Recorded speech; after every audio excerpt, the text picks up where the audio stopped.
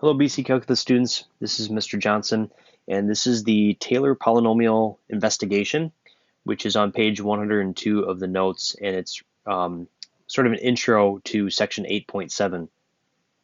So as a quick review, we investigated the power series x to the n as a geometric series. We did that first in section 8.2, and then we have been repeating that through the process and focused a lot on it in section 8.6. That series is simply just 1 plus x squared plus x cubed and so on. And you want to keep this one memorized and be aware of the fact that we may want to use it depending on what type of format we have, but we want some other options as well, which is why this particular activity is going to exist.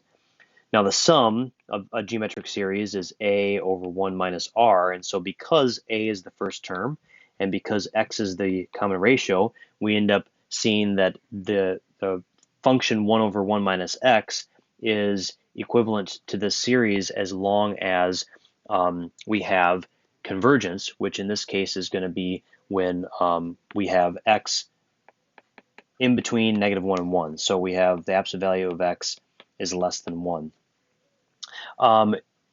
When we look at this type of a function, we want to be able to compare it to similar ones, whether it's through algebraic manipulation or differentiation or integration. So for example, if we were to look at the function 1 over 1 plus x, which we've done in our examples, we would simply manipulate it algebraically and use a similar format to the beginning one, which was 1 over 1 minus x, and we would have a power series that looks like this.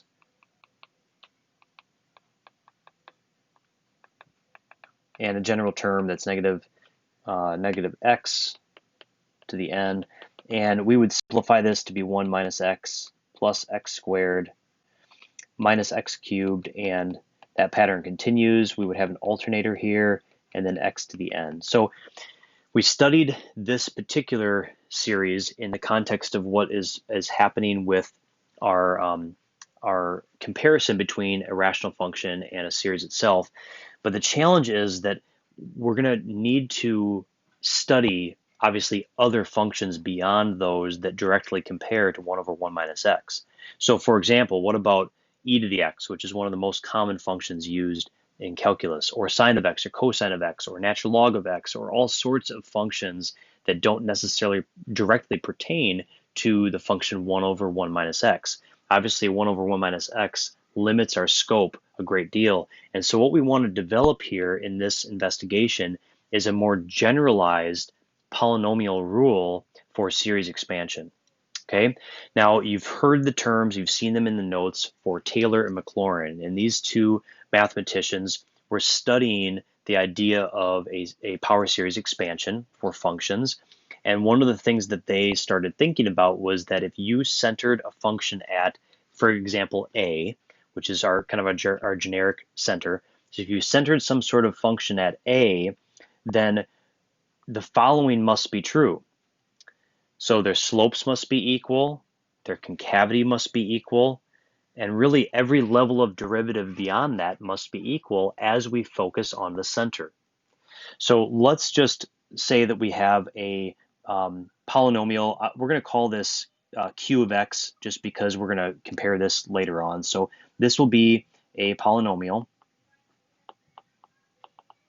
And therefore, if we're looking at some function f of x and some polynomial q of x, then if the slopes are equal at the center, f prime of a must equal q prime of a.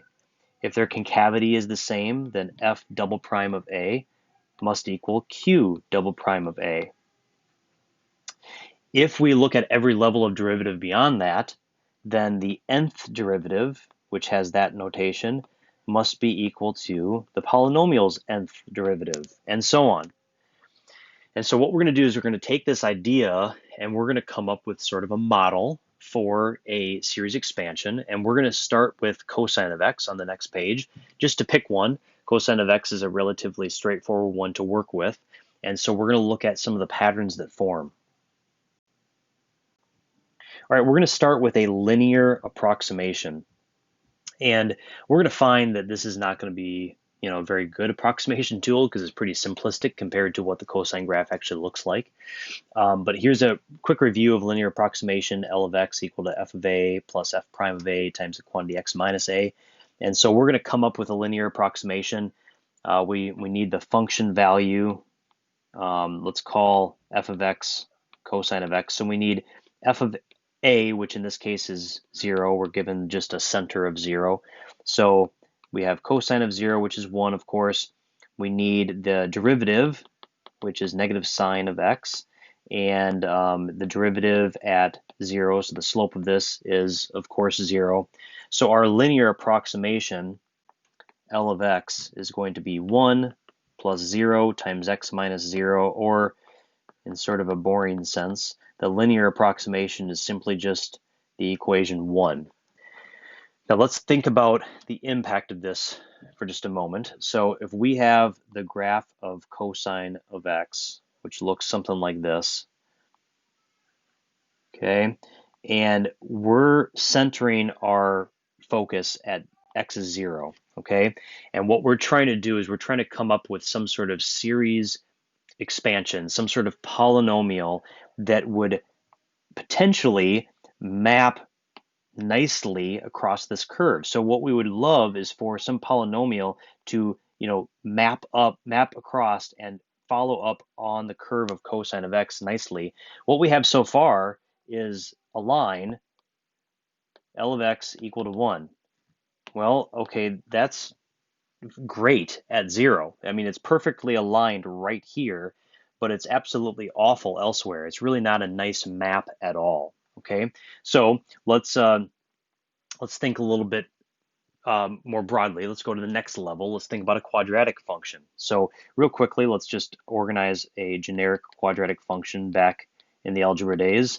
So we have ax squared plus bx plus c. I am going to rearrange this slightly for the sake of what we're studying now. We're gonna make this polynomial start with the constant. We're gonna call that c sub 0, and this will be c sub 1, and this will be c sub 2. And there's some reasons for this that you'll see in a little bit.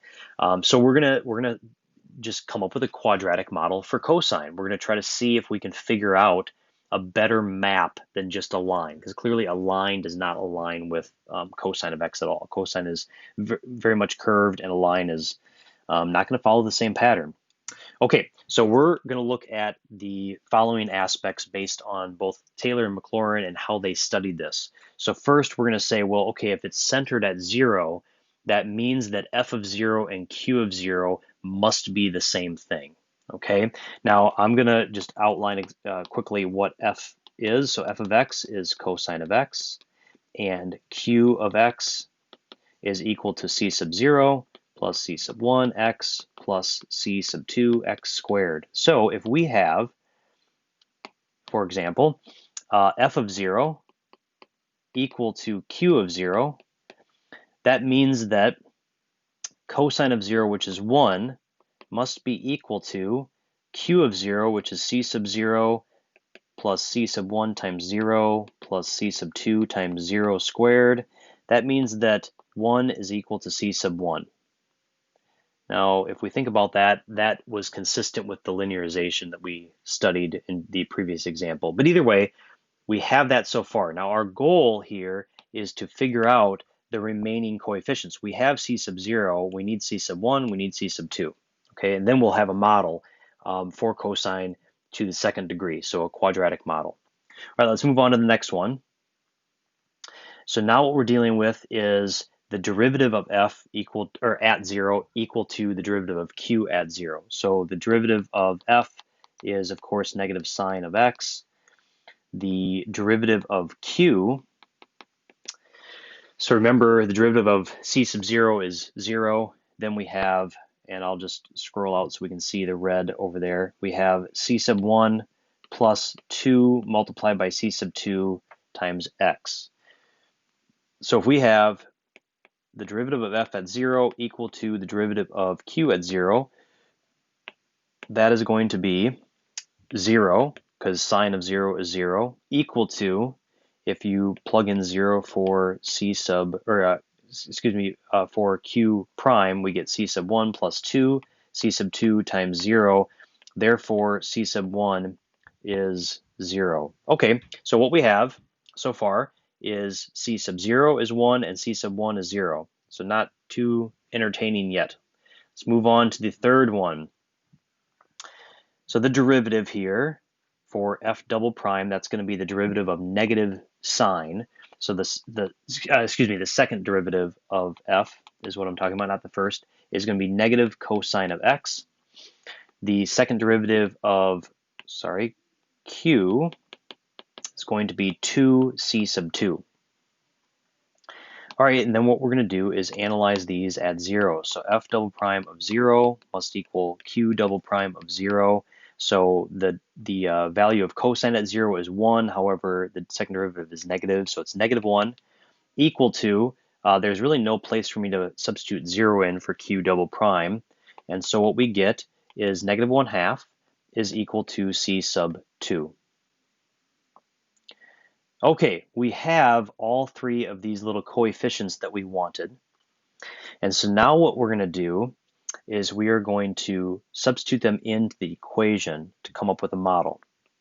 So we have q of x equal to c sub 0 plus c sub 1x plus c sub 2x squared. And I'm just going to simply substitute my three values that I found. And I get q of x, which is 1 plus 0 times x plus negative 1/2 times x squared. And I'll simplify that down to be 1 minus x squared over 2. Now, I would encourage you to take out your calculator and to put this into your calculator. And specifically what I'm talking about is, in y1, you could put cosine of x, and in y2 in your calculator, you could put 1 minus x squared over 2.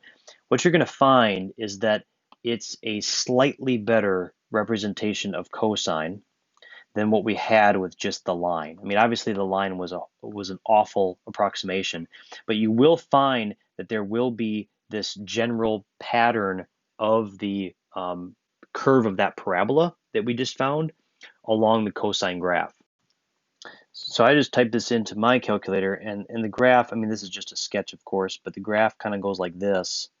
And it actually does a decent job of lining up for a really short period of time, certainly much better than the linear approximation for it.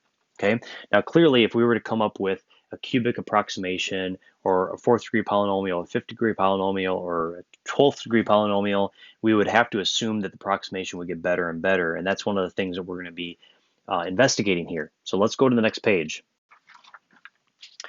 All right, we're going to make this a little bit more general for the time being, and we're going to look at coming up with more of a generalized approximation for a function, just some random function, not cosine right now. I'll get back to cosine in a minute. However, we're not going to just limit the center to be 0. We're going to make the center a. Now, Maclaurin is a description of a series centered at 0 only. And Taylor is a description of a series centered at anything. It could be 0, it could be 5, it could be -2.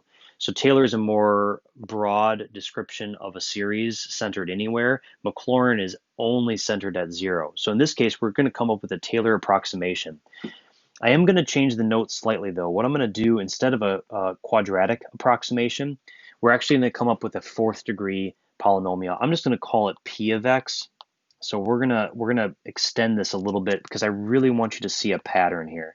So we have c sub 0 plus c sub 1 times x minus a plus c sub 2 times x minus a squared plus c sub 3 times x minus a to the third plus c sub 4 times x minus a to the fourth. So we're continuing our pattern that we have seen, except we're centering it at a instead of centering it at 0. And our task is that we want to figure out what are all of these coefficients so that we can come up with a general pattern. And again, the reason I'm going out to the 4th power is so that hopefully we can see the pattern start to form. All right, number 1. We are going to claim that f of a must equal p of a. And that is, an obvious statement given that the center is going to be at a. All right, now we have P of A, which you can see the equation above.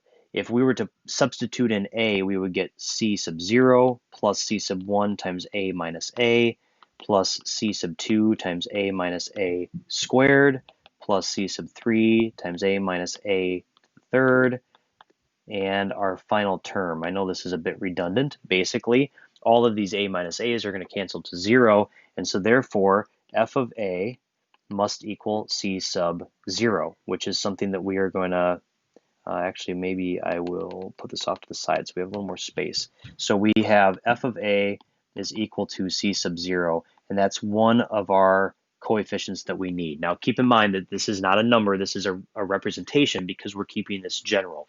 This is not to cosine, this is just to any function that we have. So f of A is equal to C sub 0. All right, let's do the next one.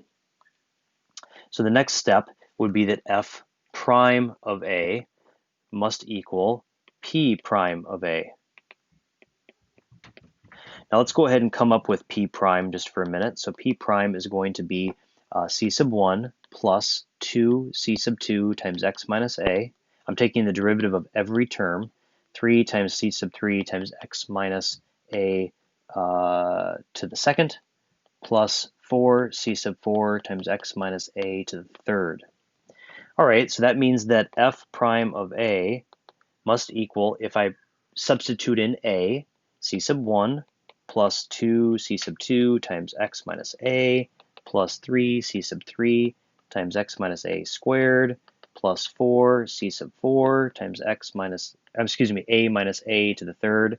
I may have been saying x minus A that whole time, I'm sorry. All of those A minus A's are going to cancel. And what you're left with then is that f prime of A is equal to C sub 1. All right, 2 down. We have a few more to go. Number 3, we have f double prime of A equal to p double prime of A. So let's go ahead and calculate p double prime. And we have p prime above in blue, so let's go ahead and take the derivative of that. We have 2 c sub 2 plus, I'm going to make this 3 times 2 c sub 3. I know that's weird, but just bear with me for a minute. Plus 4 times 3 c sub 4 times x minus a to the second. All right, this means that if we're substituting in a, we get 2 c sub 2 plus 3 times 2 c sub 3 times a minus a plus 4 times 3 times c sub 4 times a minus a squared. And of course, a minus a cancels, therefore we have f double prime of a equal to 2 c sub 2. Now this one I'm going to have to balance slightly. I need to divide by 2, and now I have c sub 2. All right, we are almost there. We have 2 more. Next on our list, number 4, is that we have the third derivative of f at a equal to the third derivative of p at a. So let's calculate the third derivative of p of x. And again, we're going to go to the green, and we're just going to take the derivative of the second derivative. So we have 3 times 2 c sub 3 plus 4 times 3 times 2 times c sub 4 times x minus a. So therefore, f triple prime of a, if we were to substitute in a, would give us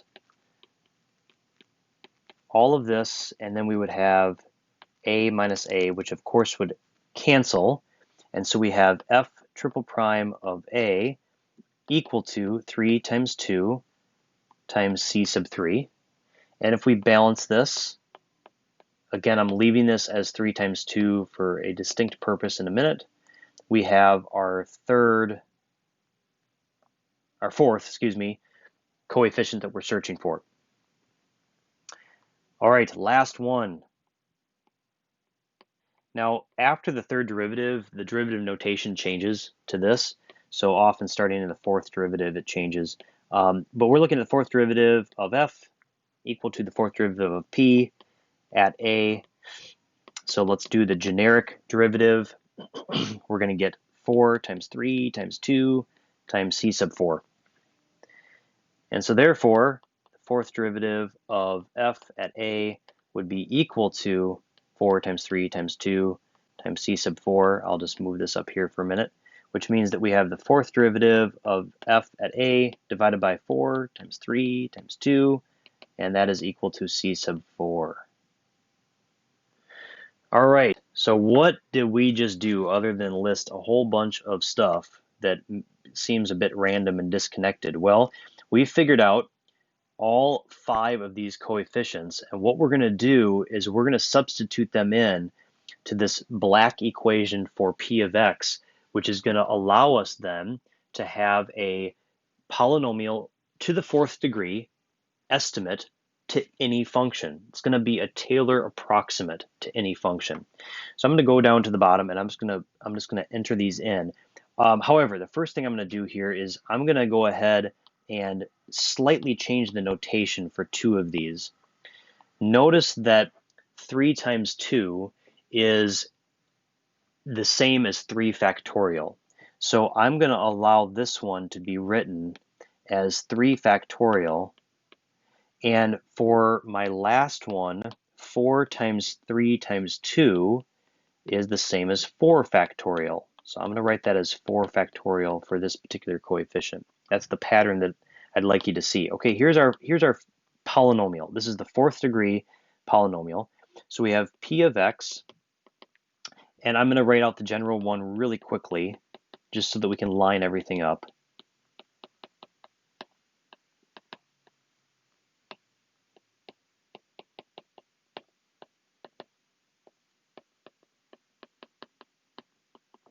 All right, we're going to substitute in all of our particular values here. So c sub 0 is f of a.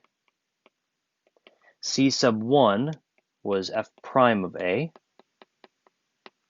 C sub 2 was f double prime of a over 2 times x minus a to the second. C sub 3 was f triple prime of a over 3 factorial times x minus a to the third. And our final one was the 4th derivative at a over 4 factorial times x minus a to the 4th. Now there's a bunch of patterns that are forming that I hope you can start to see. Number 1, 2 factorial is the same thing as 2. 1 factorial is the same thing as 1, and believe it or not, 0 factorial by definition is 1. Therefore, we actually have a pattern that's consistent for every single one of these terms. Notice how we have, I'll just take this, starting as the second one, we have the power of 1, we have the first derivative, and we have 1 factorial. We have the power of 2, we have the second derivative, and 2 factorial, power of 3, third derivative, 3 factorial, and so on. It even maps this one because this would technically have x minus a to the 0. It's the original function, and it's 0 factorial. This is really a foundation of how to represent a function as a series expansion. So for instance, with something like cosine of x, we would be able to take this generic formula for any function, and we could start generating a series expansion for something like cosine of x, or e to the x, or sine of x, or really fill in the blank. It could be any number of functions that we want to try to represent as a series. So again, this is the 4th degree. On the next page, I will outline more of a general form of the Taylor and the Maclaurin series.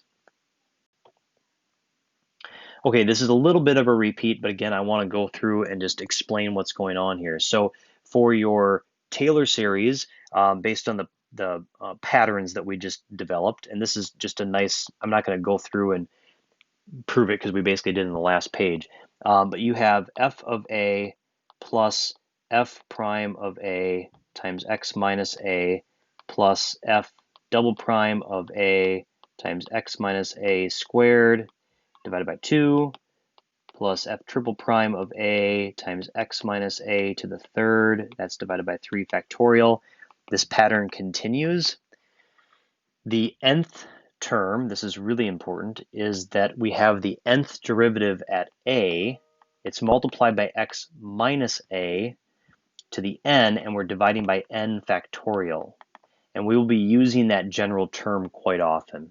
Okay, so this is considered a Taylor polynomial generator. This is basically your definition, so you need to make sure to memorize that. And keep in mind that there are patterns there, so you don't have to sit there and memorize it term to term. Just memorize the pattern that's forming. Now for a Maclaurin, remember it's centered at 0. So this is f of 0 plus f prime of 0 times x plus f double prime of 0 times x to the second over 2 plus f triple prime of 0 times x to the third over 3 factorial, and so on. Your general term would be the nth derivative at 0 times x to the n divided by n factorial. And that's going to be just Maclaurin. Keep in mind that Taylor also could be centered at 0, but if you have a problem that says so such and such is a Maclaurin series, you know by definition then it's centered at 0. If it was a Taylor series, you would have to be told what the center is. Okay, on the next page, we will finish the development of cosine. Okay, we're going to finish this very last example here and come up with the 8th degree Taylor polynomial centered at 0 for the function cosine of x. And we've already begun the process a little bit, but let's just quickly organize our formula here. We have f of 0 plus f prime of 0 times x plus f double prime of 0 divided by 2 times x squared plus f triple prime of 0 times x cubed over 3 factorial. We'll continue the pattern all the way until the 8th derivative at 0 over 8 factorial times x to the 8th power. So that's going to be our process. Now we have a lot of it organized already, but let's just start with f of 0, which is 1. That's cosine of 0. We have f prime, which is, of course, negative sine of x. That means that we have f prime equal to 0. We have f double prime of x, which is negative cosine x, and f double prime of 0 is going to be negative 1. F triple prime is positive sine of x, and at 0, that's going to be 0. The 4th derivative is cosine x, and the 4th derivative is 1 when we're evaluating it at 0. And so what happens is that we get a pattern that starts to form. So we have 1, we have 0, negative 1, 0, and then we go back to 1, which means that the 5th derivative, the 5th derivative at 0 is going to be 0. The 6th derivative at 0 is negative 1. The 7th at 0 is 0. And then the 8th derivative will be back to 1. So there's that pattern that forms, and we can utilize that pattern just to save ourselves a little bit of time. So there we go. Those are our different values of the derivatives. So keep in mind that what we're going to do is take those values and substitute those into our formula for the Maclaurin series. So what we get for cosine of x, the 8th degree Taylor polynomial, or the Maclaurin polynomial, would be m of x equal to 1 minus x squared over 2 factorial plus x to the 4th divided by 4 factorial minus x to the 6th divided by 6 factorial plus x to the 8th divided by 8 factorial. And notice that because of those derivatives that are 0, so for instance the first derivative and the third one and the 5th one and the 7th one, we are missing those odd powers for this particular series expansion. So this is an approximate to cosine of x, and what I would encourage you to do is type that into your calculator. So type in cosine of x, and this time add in your extra terms here. Now you have 5 terms, and what you'll find is that compared to the quadratic approximation, this one is even better, which is kind of neat. And obviously we could continue. You guys can all see the pattern, I hope. It's alternating. The next one would be negative x to the 10th over 10 factorial, and so on. And we'll talk about that in the next section as to what patterns then we have with regard to cosine of x. We will then move into, for instance, sine of x. We'll talk about some of the other ones as well. Okay, so that's it for the investigation. I hope it helps, and I hope that you are aware of the general Taylor form as well as the Maclaurin form, so that we're able to figure out how to generate a series expansion for really any function. Thank you.